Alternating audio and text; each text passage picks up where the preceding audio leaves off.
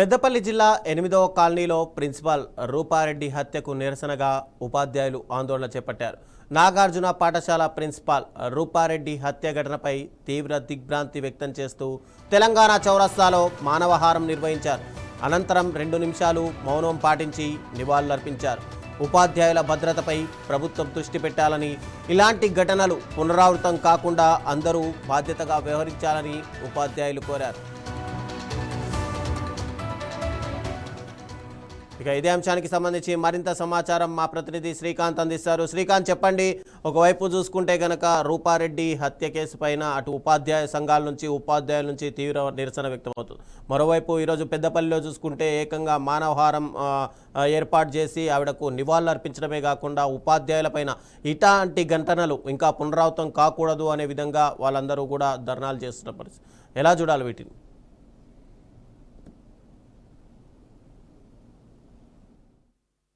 పెద్దపల్లి జిల్లాకు సంబంధించి ఈ రోజు ఎయిటింగ్ లైన్ కాలనీలో పెద్ద ఎత్తున కూడా ఉపాధ్యాయులంతా రోడ్లపైకి వచ్చి మానవాహారం చేపట్టిన పరిస్థితి అయితే ఉంది. అయితే విద్యార్థుల దాడిలో అయితే దాదాపుగా 12 కత్తిపోట్ల వరకు కూడా ఏదైతే రూపారెడ్డి టీచర్ పై, అంటే మహిళా టీచర్ పై అదే స్కూల్లో చదివే విద్యార్థులు దాడి చేసి అమానుషంగా పుట్టన పెట్టుకున్న పరిస్థితి నెలకొంది. దీని పట్ల ఉపాధ్యాయ సంఘాలు ఇప్పటికే కరీంనగర్ జిల్లా, ఉమ్మడి కరీంనగర్ జిల్లా వ్యాప్తంగా కూడా పెద్ద ఎత్తున నిరసనలు అయితే వ్యక్తమవుతున్నాయి. ఇటు పెద్దపల్లి జిల్లా మంతరి ఎయిటింగ్ లైన్ కాలనీతో పాటు అటు కోరుట్లలో కూడా ఇలాగే అదే టీచర్లంతా రోడ్లపైకి వచ్చిన పరిస్థితి ఉంది. మరొక పక్క మానకొండూరు నియోజకవర్గంలో సైతం రోడ్లపైకి చేరి ధర్నాలు చేపట్టిన పరిస్థితి అయితే నెలకొంది.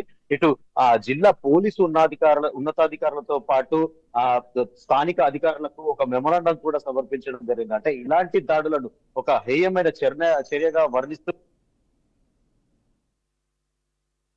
గతంలో కూడా ఉన్నట్లయితే ఆంధ్రప్రదేశ్ రాష్ట్రంలో కూడా ఒక విద్యార్థి ఏదైతే స్కూల్లో పనిచేసే టీచర్ పై దాడి చేయడమే కాకుండా స్కూల్లోనే అతను ఒక ఉపాధ్యాయుడిని గల్లా పట్టి కొట్టడమే కాకుండా, అంటే తరచూ ఇలాంటి ఘటనలు చేసుకోవడం పట్ల కూడా ఏదైతే గతంలో ఆసుపత్రులపై దాడులు చేసిన నేపథ్యంలో ఒక ప్రివెన్షన్ యాక్ట్ కింద, అంటే ఇప్పుడు మళ్ళీ టీచర్లంతా కూడా ఒక టీచర్స్ ప్రొటెక్షన్ యాక్ట్ అంటూ కూడా, అంటే ఇలాంటి దాడులకు వెంటనే రెస్పాండ్ అయ్యే విధంగా కూడా ఒక యాక్ట్ తీసుకురావాలి, టీచర్లపై దాడులు జరగకుండా అడ్డుకొట్ట వేయాలి. దీనికి ఇప్పుడు ఆదిలోనే దీనికి ఒక చెక్ పెట్టాలంటూ చెప్పి జిల్లా వ్యాప్తంగా కూడా ఇప్పటికే టీచర్లంతా కూడా నిరసన వ్యక్తం చేస్తున్న పరిస్థితి అయితే ఉంది. అయితే అసలు ఇక్కడ లోపం ఎక్కడ ఉంది? అసలు విద్యార్థులు ఆ టీచర్లపై దాడి చేయడానికి, అంటే ఇటు పేరెంట్స్ సమన్వయ లోపం, అంటే ఇప్పుడు ప్రస్తుతం ఉన్న ఆంతరికత నేపథ్యంలో కూడా అటు తల్లిదండ్రులు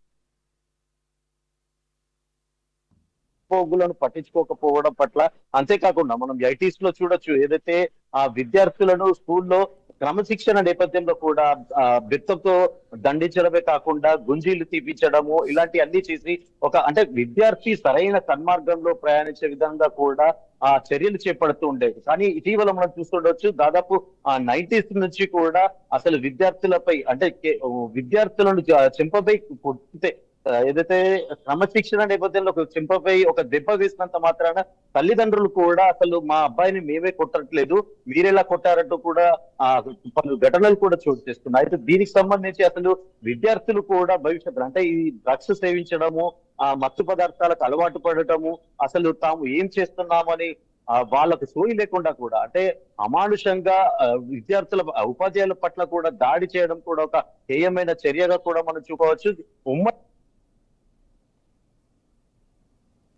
తో పాటు ఇటు జగిత్యాల జిల్లాలో సైతం ఉపాధ్యాయులంతా రోడ్లపైకి చేరి అసలు తమ ఉపాధ్యాయులకు రక్షణ చేపట్టే విధంగా ఒక చట్టం తీసుకురావాలి, ప్రివెన్షన్ యాక్ట్ కూడా అమలు చేయాలంటూ కూడా వాళ్ళంతా రోడ్లపైకి చేరుకున్న పరిస్థితి నెలకొంది.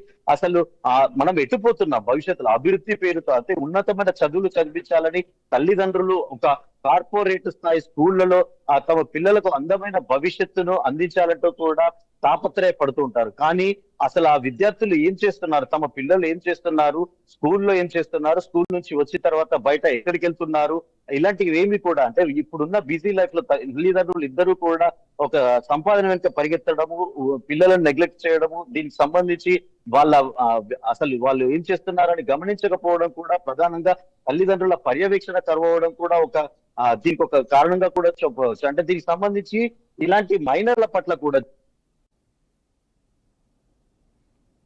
చేయలేకపోవచ్చు. దీనికి సంబంధించి జువెనల్ యాక్ట్ కూడా ఉండడం వల్ల కేవలం అంటే వాళ్ళకి సంబంధించి ఒక జువెనల్ కోర్టులో హాజరుపరిచిన అనంతరం వాళ్ళకు అంటే ఇది మానసిక పరిపక్వత ఉండకపోవడం వల్ల వాళ్ళు ఇలాంటి నిర్ణయాలకు ఇలాంటి దుర్ఘటనలకు పాల్పడుతుంటారంటూ కూడా వాళ్ళకు న్యాయస్థానాల్లో కూడా ఒక ప్రత్యేకంగా వాళ్ళకు ఒక అది ఉంటుంది కాబట్టి మొత్తంగా చూసుకున్నట్టయితే ఉమ్మడి కరీంనగర్ జిల్లా వ్యాప్తంగా ఉపాధ్యాయులంతా కూడా రోడ్లపైకి చేరి ఒక తమకు భవిష్యత్తులో ఇలాంటి దాడులను అరికట్టాలంటూ కూడా వాళ్ళంతా డిమాండ్ చేస్తున్నారు. రవిచంద్ర. Thank you Srikanth.